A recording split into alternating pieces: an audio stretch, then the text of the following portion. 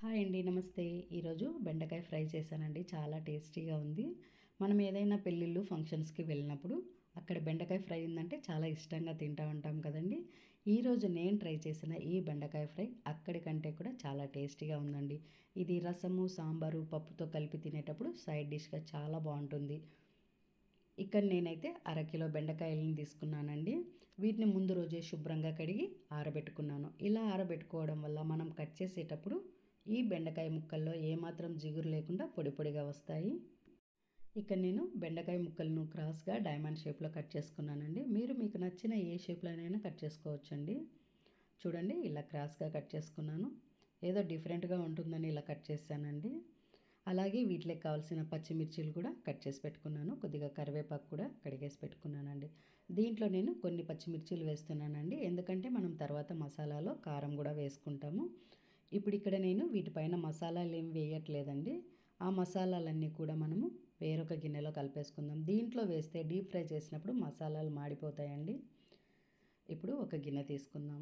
ఇలా ఈ గిన్నెలో అర కేజీ బెండకాయలకి సరిపోయే మసాలా వేస్తున్నానండి. ఇక్కడ 1 టీ స్పూన్ ఉప్పు, పావు టీ స్పూన్ పసుపు, 1 టేబుల్ స్పూన్ కారం, 1 టీ స్పూన్ ధనియాల పొడి, 1 teaspoon garam masala, 1 teaspoon అల్లం వెల్లుల్లి ముద్ద.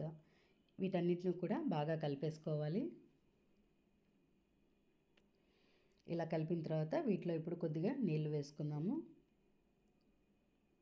ఇలా నీళ్లు వేసి కొంచెం లూజ్గా కలిపేసుకోవాలండి. ఇలా నీళ్లు వేసి ఈ మసాలా కలిపేసుకోవడం వలన మనము డీప్ ఫ్రై చేసినప్పుడు ఈ ఫ్లేవర్స్ ఏవి తగ్గకుండా రంగు మారకుండా ఉంటాయండి. టేస్ట్ కూడా చాలా బాగుంటుంది.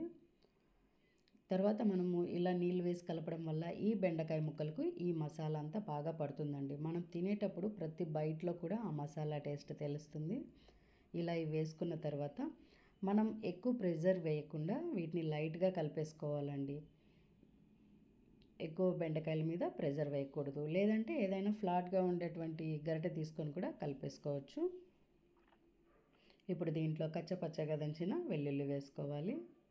ఈ వెల్లుల్లి వేయడం వల్ల కూడా చాలా బాగుంటుందండి. అసలు తినేటప్పుడు మనకు తెలియని మంచి సువాసనతోటి తినాలా అనిపిస్తుందండి. అంత బాగుంటుంది. ఇప్పుడు దీంట్లో పిండి వేసుకుందామండి. ఇక్కడ నేను 3 టేబుల్ స్పూన్ల శనగపిండి వేశాను, 2 టేబుల్ స్పూన్ల బియ్యం పిండి, 1 టేబుల్ స్పూన్ మైదా వేశానండి. ఇక్కడ నేను తీసుకున్నది అరకిలో బెండకాయలు, అంటే తక్కువ క్వాంటిటీ కాబట్టి ఈ పిండి మొత్తం ఒకటేసారి కలిపేస్తున్నానండి. మీరు ఎక్కువ క్వాంటిటీలో చేసేటప్పుడు పిండిని ఒకేసారి మొత్తం అంతా కలిపేసుకోకుండా కొద్ది కొద్దిగా కలిపేసుకొని ఇలా పొడి పొడిగా చేసుకొని డీప్ ఫ్రై చేసుకోవాలండి. ఇప్పుడు పల్లీలు వేసుకుందాము. ఇక్కడ నాకు కొద్దిగా కారం తక్కువ అనిపించిందండి. కారం, కొద్దిగా ఉప్పు వేస్తున్నాను. ఇప్పుడు వీటన్నిటిని కూడా బాగా కలిపేసుకోవాలి. కలిపేటప్పుడు ప్రెషర్ లేకుండా మాత్రమే లైట్గా ఇలా కలిపేసుకోవాలండి. ఇప్పుడు ఆయిల్ వేడెక్కింది. ఇలా పొడి పొడిగా వేస్తూ డీప్ ఫ్రై చేసుకోవాలి. కొన్నిసార్లు మనకు ఉండలుగా పడుతుందండి, ఏం పర్వాలేదు. అవి మనం నూనెలో వేసిన తర్వాత విడిపోతాయి. కానీ ఇవి వేయించేటప్పుడు ఫస్ట్ మంటని ఎక్కువగా పెట్టుకోవాలండి, తర్వాత తగ్గించుకోవాలి. ఇలా మనం ఫ్లేమ్ని బ్యాలెన్స్ చేస్తూ ఉంటే మనకు వేసిన బెండకాయలు కూడా కలర్ మారకుండా చాలా గ్రీన్ కలర్లో ఉంటూ బాగా క్రిస్పీగా వస్తాయండి. మనం ఒకటేసారి హై ఫ్లేమ్లో పెట్టి వేయించుకుంటే ఇవి కలర్ మారి నల్లగా అనిపిస్తాయండి. చూడండి మంచి రంగులో వచ్చాయి ఇవి. మంట ఎక్కువ పెడితే మాడిపోయే అవకాశం ఉంటుందండి. అంతే అండి. ఇలా మనం తీసుకున్న పిండినంతా కొద్ది కొద్దిగా ఇలా పొడి పొడిగా వేస్తూ ఫ్లేమ్ని ఎక్కువ తక్కువ చేస్తూ వేయించుకోవాలి. ఇది చేసుకోవడం చాలా ఈజీ అండి.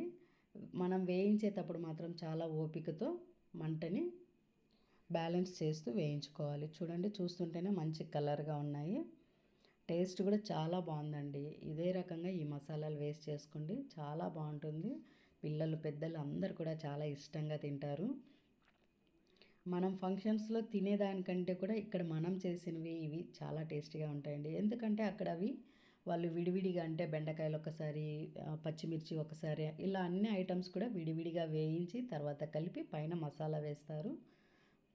అది దాని టేస్ట్కి అది బాగుంటుందండి. కానీ మనం ఇలా చేసుకుంటే మాత్రము అందరూ చాలా ఇష్టంగా తింటారు. వీటిని మనము 2-3 రోజుల వరకు కూడా స్టోర్ చేసి పెట్టుకోవచ్చండి. ఎక్కడైనా ట్రావెలింగ్‌లో కూడా తీసుకెళ్ళొచ్చు. చాలా అంటే చాలా టేస్టీగా ఉంటాయండి. ఇప్పుడు ఇలా ఇవి వేడిగా ఉన్నప్పుడే నేను దీనిపైన కొద్దిగా ఉప్పు, మిరియాల పొడి, జీలకర్ర వేస్తున్నానండి. చూడండి, ఇక్కడ కొద్దిగా ఉప్పు వేసుకోవాలి. మీరు ఉప్పు చెక్ చేసి వేసుకోండి. అలాగే కొద్దిగా మిరియాల పొడి, కొద్దిగా జీలకర్ర పొడి. ఈ మసాలాలు కూడా ఈ బెండకాయ ఫ్రై వేడిగా ఉన్నప్పుడే వేసి ఇలా కలిపేసుకుంటే బాగా పడుతుందండి. అంతే అండి, చాలా టేస్టీగా ఉండే బెండకాయ ఫ్రైని మనము ఇంట్లోనే చాలా ఈజీగా ప్రిపేర్ చేసుకోవచ్చండి. మీరందరూ తప్పక ట్రై చేయండి.